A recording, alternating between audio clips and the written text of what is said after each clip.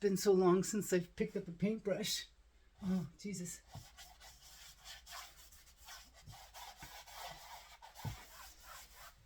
Not even sure what I should be doing here. I'm just doing. So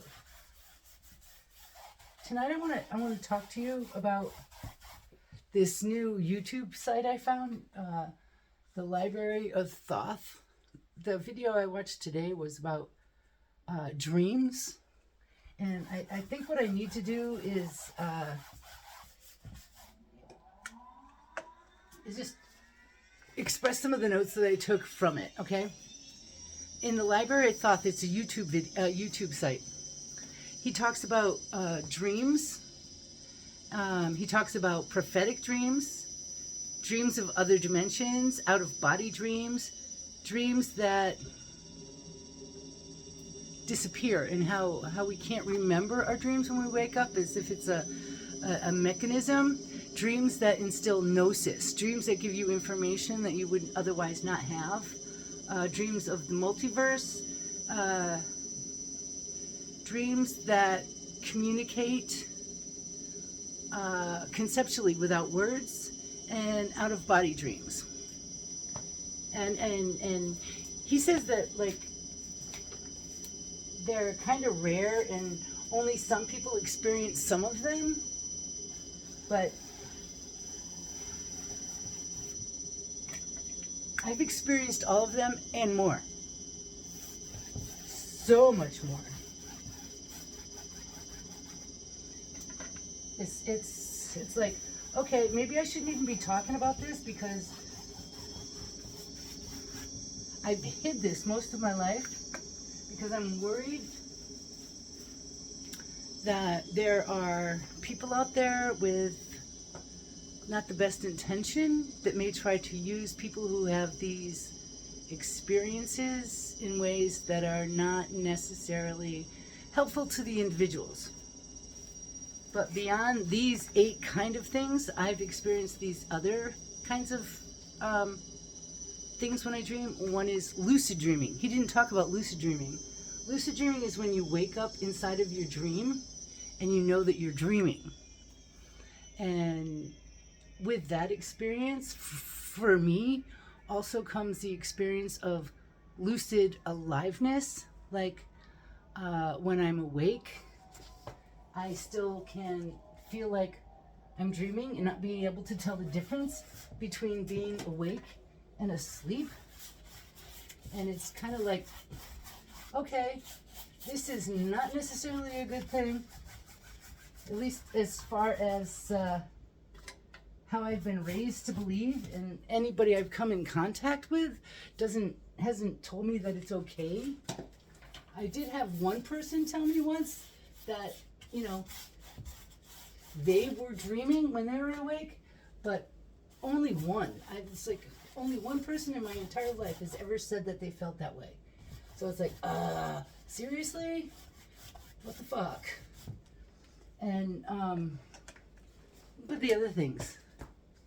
Okay, the hypnagogic and the hypnopompic state. That's when, hypnagogic is when you're falling asleep, and the hypnopompic is when you're waking up. And it's always been extended for me in these weird states of consciousness. When I'm falling asleep, I can start dreaming before I lose consciousness. So I'm still aware of the fact that I'm lying in my bed, and yet I'm dreaming. It's and it has done a lot of shit to me. Oh my God. Remote viewing dreams.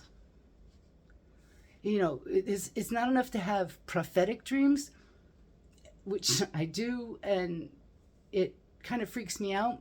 But I started journaling because I wanted proof that these deja vus were actually deja reveres, which means that I'm experiencing them before I'm experiencing them. I'm experiencing them as dreams before they come true. So my deja vus are actually dreams that I've had.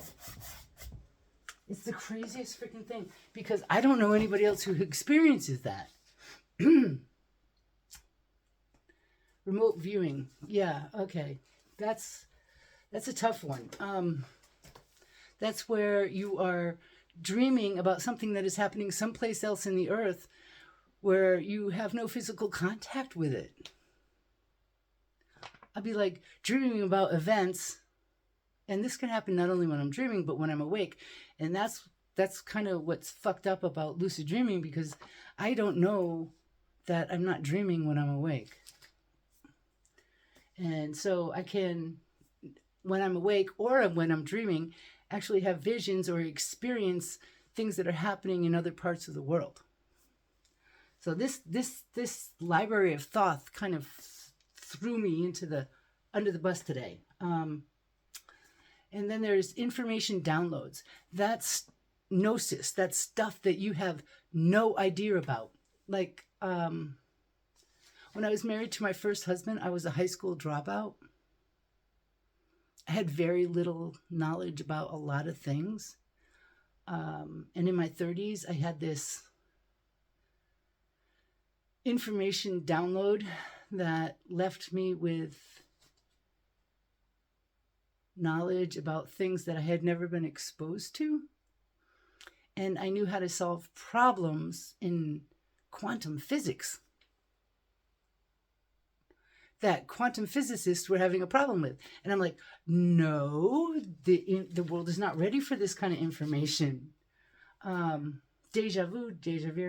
Oh, and past life dreams. Those are the best, right? I've had them all my fucking life. And he didn't really get into those, but there's these things. And I've had a few people in my life who've experienced them as well. But I used to have these dreams as a child of past lives where I would die. Oh, it was the best. Dying in your dreams is the absolute best because it's like going home. But then when I would wake up, it'd be like freaking out because I died in my dreams. Okay, but the absolute worst of this is source dreams. Dreaming, source. Source is God, the absolute, infinite intelligence, whatever you want to call it. I'm just calling it source, but for me, I usually experience it as singularity. It's this space beyond space. It's beyond time and it's beyond space. It's pre-creation.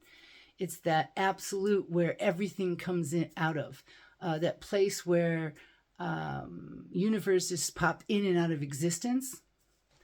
And, merging with God is a crazy ass fucking experience. But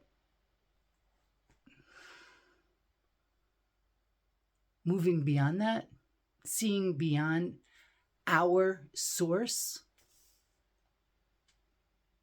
because our source is infinite, right? The expansion of all the universes that are popping in and out of existence. Well, I step beyond that into seeing that there is an infinite number of sources beyond our source. So it's like the closest I can come to it is the multiverse theory that people are talking about now. So I've gone beyond all of the infinite number of universes that our source created, that place of pure potentiality. And it's scary as fuck because just the idea of experiencing infinity is wild. But try experiencing infinity squared by infinity. Motherfucker. Peace out, man.